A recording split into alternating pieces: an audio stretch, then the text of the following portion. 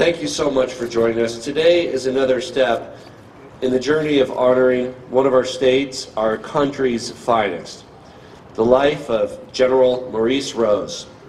Truly one for the ages. It's really important to raise awareness within Colorado and across the country to visitors here at our state capitol about the great legacy, dedication, and service of General Maurice Rose. I want to thank the folks here today who worked tirelessly to make this day happen. We're joined by Marshall Fogel, General Rose's biographer. Where'd Marshall go? We're joined by Paul Shaman, who along with Fogel brought this idea to the state legislature. Thank you, Paul. One of Colorado's best, most talented artists and sculptors, George Lundeen from Loveland, is here. He's putting his talents towards the statue, and we have a small replica of what will be an 18-foot, including the base structure. And of course, we're joined by several legislators, Representative Woodrow. Of course, the speaker will be coming up in just a moment, and he really is largely responsible for us achieving this day and getting this done. You know, we know that our country has a complicated past regarding the statues we build and what they represent. This is a great honor to celebrate someone who earned their reputation in service to our country, making great sacrifices. General Rose's father was a Polish rabbi. He arrived in the United States with his family in the late 1800s.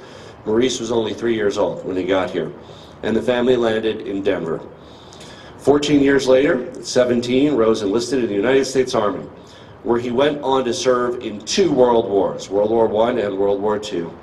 He became the highest ranking and most distinguished Jewish American soldier in U.S. history along the way.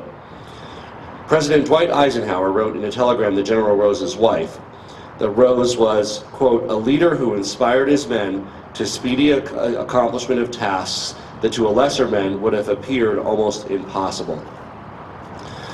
Sadly, in the final months of the war, General Rose lost his life in the line of duty.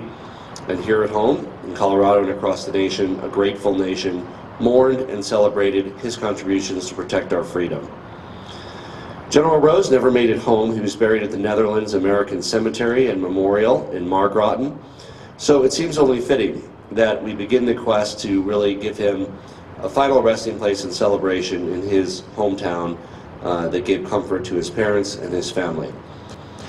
We're proud to honor the memory of this towering figure in Colorado's proud history of military service by formally commemorating his life, his achievements, and his sacrifice through a monument which stands tall in Veterans Memorial Park.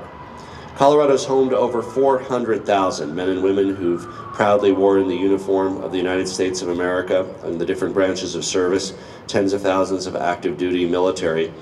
And that's really what Veterans Memorial Park is all about, celebrating the contributions that people have made here in Colorado and across the country to protecting our freedoms. Good morning, Governor, Mr. Speaker, Larry Mizell, my dear friend. It's an honor to be the author of a 2-volume work, The Life and Legend and Times of General Maurice Rose. For those of you who aren't familiar with Rose, let me explain he is the most decorated battle tank commander in United States military history. He is the first to negotiate a surrender of a German army when the Allied forces landed in Africa. He liberated Palermo. He earned 3 Silver Stars within a year and a half after he moved over to Africa to fight Rommel. He also was the first to cross into Germany in World War II.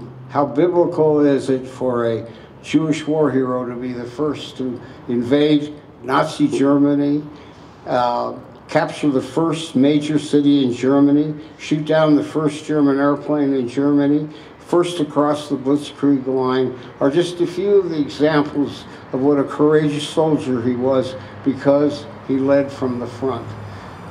Governor, I'd like to present you with Volume 1 and Volume 2 of the life of General Rose on behalf of the 3rd Armored Division veterans, on behalf of the veterans who have served and are now serving in our great country. And I'd like to present to you these books on behalf of the people of the state of Colorado as well. Thank you.